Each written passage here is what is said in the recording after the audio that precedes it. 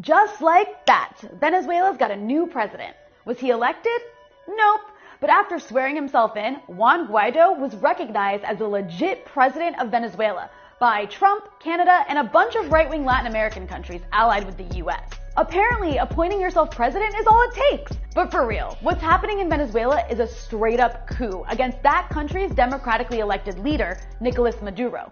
And it's creating the dangerous conditions for a civil war, with several people already reported dead. My God, 1 week it's Syria, today it's Venezuela, next week it's Iran. Pick a damn country, America. It's pretty amazing that the same country that spent 2 years screaming about alleged Russian election meddling in 2016 is now applauding US meddling in Venezuela. But if you're watching US corporate news media, you would have no idea the US is meddling. They label Maduro a dictator and insist that all Venezuelans support the people that the US wants in power. Maduro dictatorship. A dictator with no legitimate claim to power. It has been a disaster on all counts. What they leave out is that there are millions of people in Venezuela who voted for and support Maduro's government. Aquí está el pueblo de Venezuela, aquí está el pueblo de Caracas, marchando en defensa de la revolución, en defensa de la democracia, no a la intervención imperialista.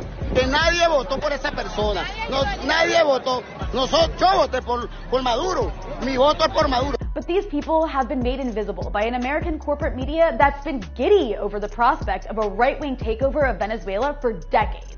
So much so that they recognize the legitimacy of a dude who just up and declared himself president, and are calling that democracy. The US has been trying to overthrow the Venezuelan government since Hugo Chavez became president in 1999. Chavez redistributed wealth to the poor and used the country's oil resources to fund social programs, which pissed off the country's elites. He also tried to unite the region against US economic dominance, and made it difficult for the US to profit off of Venezuela's oil reserves, which are the largest reserves in the world. That's right, where there's a coup, there's almost always oil. As far as US imperialism is concerned, countries aren't allowed to be socialist, let alone forge their own paths independent of US interests. That's why the US has repeatedly attempted to overthrow the government and has sanctioned the hell out of Venezuela, strangling its economy and depriving average Venezuelans of access to basic necessities, like life-saving medications. And then the trolls come along and say, see, socialism doesn't work. Well, the problem isn't socialism, it's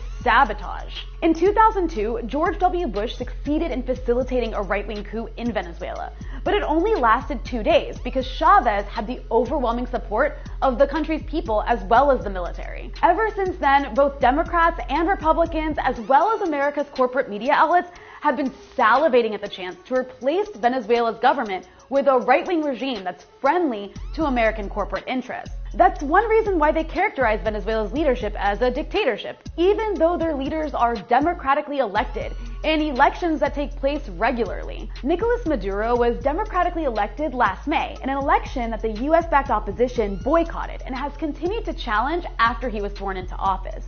Venezuela's US-backed opposition likes to portray itself as democratic and progressive, but the opposition-controlled National Assembly, led by the self-declared coup president Juan Guaido, drafted a transition law that lays out his plan for large-scale privatization of state assets and a free market economic system that promotes property rights and freedom of enterprise. In other words, a return to an exploitative capitalist model that privileges private corporations and the rich. This is why US claims that it's concerned about Venezuelan human rights are laughable. I mean, do you really expect anyone to believe that the same country that's BFFs with absolute monarchs who chop up dissidents with bone saws gives two shits about freedom and democracy in Venezuela? And look at America's friends in the region. It's not like they're paragons of democracy. The US has no complaints about Brazil's new fascist president, Bolsonaro, or the right-wing leadership that's put in power in Honduras that kills environmental activists.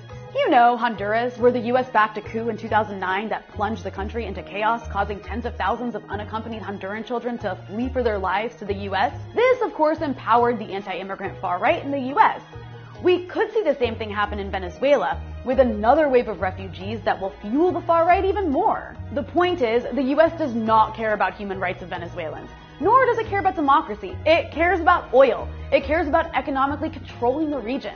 It's about imperialism, stupid. The self-appointed president, Juan Guaido, may have been recognized as legitimate by the US and its right-wing allies in the region, like Brazil and Colombia, but this coup was also rejected by the region's left-wing governments. including Mexico, Bolivia, Nicaragua, and Cuba. The high military command in Venezuela is also standing by Maduro. But the situation remains incredibly dangerous. Even if the US's guide doesn't get to take over Venezuela, this is going to incite violence and possibly a civil war.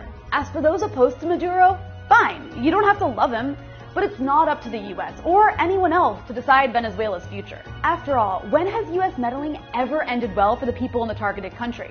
Honduras, Syria, Iraq, and Libya are just a handful of a long list of countries that are worse off after US meddling.